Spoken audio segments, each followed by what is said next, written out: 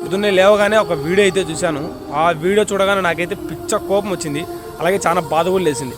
ఎందుకంటే మదనపల్లిలో ఒక ఇన్సిడెంట్ జరిగింది. ఆ ఇన్సిడెంట్ ఏంటంటే ఒక 7 ఏళ్ల బాలికని ఒక చెత్త నా కొడుకు, ఒక లోఫర్ నా కొడుకు అమ్మాయిని చంపి రేప్ చేసి ఒక డ్రమ్లో పెట్టేసి వాటర్తో కప్పెట్టేశాడు. అలాంటి నా కొడుకుల్ని ఏం చేయాలనేది అసలు ఏం చేసినా తక్కువే. ఏం జరిగిందంటే మళ్ళీ మరుసటి రోజు వాడు చనిపోయి ఒక రివర్ దగ్గర దొరికాడు.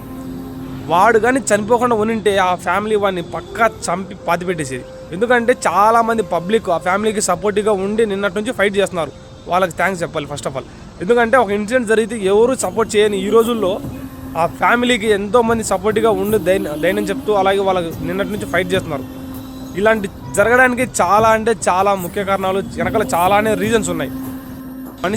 ఒక మనిషి మత్తులో ఉంటేనే ఇలాంటి జరిగే ఛాన్సెస్ అయితే చాలా అంటే చాలా ఎక్కువ ఉంటాయి.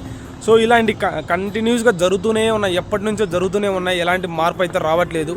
మార్పు రావాలంటే ఏం చేయాలి, ఏం చేస్తే బాగుంటుంది, చట్టం ఎలాంటి శిక్ష ఇంప్లిమెంట్ చేస్తే బాగుంటుంది, మీరు ప్రతి ఒక్కటి నాకు కామెంట్లో కామెంట్ చేయండి గైస్. దీని మీద నేను ఫుల్ వీడియో చేస్తాను, తప్పకుండా మీరు చూడండి.